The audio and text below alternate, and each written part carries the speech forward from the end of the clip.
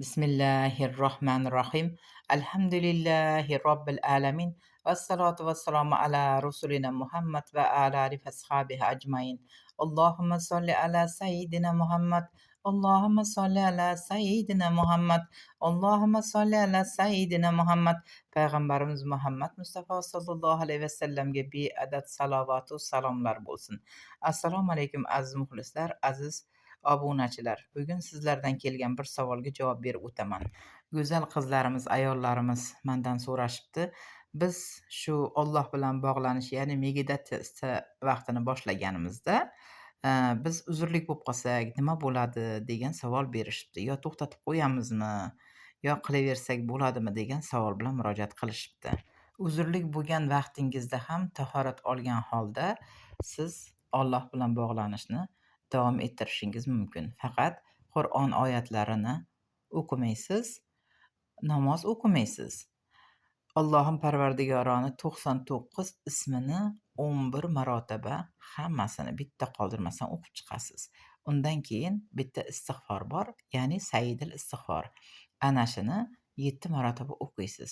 Keyin o'tirib bir narsa qilsangiz bo'ladi. Ya'ni bir narsa deganda Alloh ismlarini aytib, Allohimga murojaat qilib, Alloh bilan bog'lansangiz bo'ladi. Bismillahirrohmanirrohim. Allohumma anta robbi la ilaha illa anta xalaqtani va ana abduka va ana ala ahdika va vadika mastatat azbika min sharri ma sanat abu ulaka bi nimatika alayya va abu bi zambi faghfirli fa innahu la yaghfiru zunuba illa ant. Mana shu Sayyidil istig'for, ya'ni aytadigan zikringiz bo'ladi. Uzrlik vaqtingizda nima bilan shaytondan qo'rinasiz bo'lmasa? La ilaha illalloh vahdahu la sharika lah, lahul mulk va lahul hamd va ala kulli shayin qodir. Ertalab 101 marotaba, shomdan keyin 101 marotaba aytib qo'ysangiz, alhamdulillah Alloh sizni o'zi shaytonni barcha lashkarlardan, shaytonni o'zidan asraydi inshaalloh. Shu zikrlarni o'qiganingizdan keyin siz qibla tomonga yuzlanib, Allohning ismlarini aytib, ya'ni jigar uchun ash-shakur, buyrak yurakka ash-shafi, buyrakka an-nafi, yurakka ash-shafi 100 marotaba, an-nafi buyrakka o'qiladiganini 113 marotaba. Yo Alloh deb 300 marotaba aytasiz. Shunday qilib, yana meditatsiyangizni, Alloh bilan bog'lanishni davom ettirsangiz bo'ladi. Unda siz o'tirgan holatda yo Alloh, yo Alloh, yo Alloh o'zing yordam ber deysiz va bog'lanishga kirishasiz. Allohim o'zi sizni eshitguvchi, ko'rguvchi, astag'firulloh atubi ilayh, astag'firulloh atubi ilayh deb kamida 300 marotaba aytasiz. Keyin sizni yig'lagingiz kelishi mumkin. Yig'lagingiz kelsa agar navodo, bemalol ko'z yoshlaringizni qo'yib yuboring. Alloh sizni mana ustimizdan kulmaydi. Biror aybimizni ochmaydi. Chunki Allohim shunday bir zotki, hammamizga, hamma yaratgan bandalariga mehribondir. O'shaning uchun qancha xohlasangiz shuncha yig'lang, ichingizdagi g'uborlaringiz chiqib ketsin, ichingizdagi barcha yomon narsalar otilib shu ko'z yoshlar bilan chiqib ketsin. Alloh shifo ato aylaydi. Alloh barcha yaxshi niyatlaringizga yetkazadi. Keyin endi bizga issiq sovug'ini yo'q qiladigan, sehr joduni yo'q qiladigan oyatlarni o'rgatmaysizmi degan savol ham kelibdi. Yo'q, men o'rgataman. Mana hozir nafl namozi debki oldingi darsda aytdim-ku, 1 marotaba Fotiha surasi, 1 marotaba Oyatul Kursi orqasidan 3 marotaba Ixlos surasi dedimi? O'sha nafl namozni o'qigan paytingizda sajdaga bosh qo'yasiz. Sajdaga bosh qo'yganda subhana robbiyal a'la, subhana robbiyal a'la, subhana robbiyal a'la deb 3 marotaba aytganingizdan keyin ya Robbi lakal hamdu laka shukru kama yanbaghi li jalali vajhika va azimi sultonika degan duoni o'qiysiz.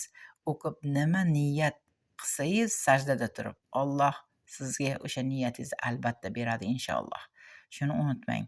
Nafl namozlari tahajjud namozlari nima uchun o'qiladi? O'sha sajda paytida bemalol nima niyatingiz bo'lsa Allohdan so'rashingiz mumkin, Alloh bilan bog'lanishingiz mumkin. Sizga banda berolmaydigan barcha yaxshilikni Alloh beradi. Endi bugungi darsimizga keladigan bo'lsak, bugungi darsimizda keyingi mana 3-etap. Siz 2 rakat nafl namozi o'qiysiz. 2 rakat nafl namozida 1 marotaba Fotiha surasi 1-rakatida, 11 marotaba Ixlos surasini o'qiysiz. 2-rakatida ham xuddi ana shunday qilib o'qiysiz. Undan keyin namozni yakunladingiz. Yunus surasining 81-82 oyatlarini o'qiysiz. Bismillahirrohmanirrohim. Falamma qala Musa majidtum bihi sihru innalloha saybatiruh innalloha la yuslihu amalal mufsidin va yuhiqqullohul haqqa bi kalimatillahi valav karihal mujrimun. Mana shu oyatni 11 marotaba o'qiysiz. O'qiganingizdan keyin nima niyat qilib, mana shu menga kim sehr jodu qilayotgan bo'lsa, olamni yomonligidan, odamni yomonligidan, insi jinlari yomonligidan Allohim o'zingdan panoh so'rayman. Kimki nimaiki qilayotgan bo'lsa, o'zidan beri kelmasin. Allohim Parvardigoro, hamma xatarlardan o'zing meni qo'rigin deb niyat qilsangiz, Allohim niyatingizni albatta beradi. Keyin bu oyatlarni o'qib, yaxshi niyatlar qilib bo'lganingizdan keyin yana Alloh bilan bog'lanishga kirishib ketaverasiz. Davom ettirasiz davolanishingizni. Yana jigar uchun ash-shakur 100 marotaba. Buyrak uchun an-nafi 113 marotaba. Yurak uchun ya shafi 100 marotaba o'qib Allohdan so'rayverasiz. Allohim hammamizni yaxshi niyatlarimizga yetkazsin. Yana namozlaringizni boshida, zikrlarni boshida Allohimma inni as'aluka deb 100 marotaba aytish esingizdan chiqmasin. Allohim uyingizga qut barakotlar, yaxshiliklar bersin, qarilarimizga iymon bersin, yoshlarimizga insof bersin, bemorlarimizga shifo bersin. Bola chaqalari barchasini Alloh o'z rahmini yesin. Allohim yurtimizga tinchlik, xotirjamlik, yaxshiliklar ato etsin. E'tiboringiz uchun rahmat.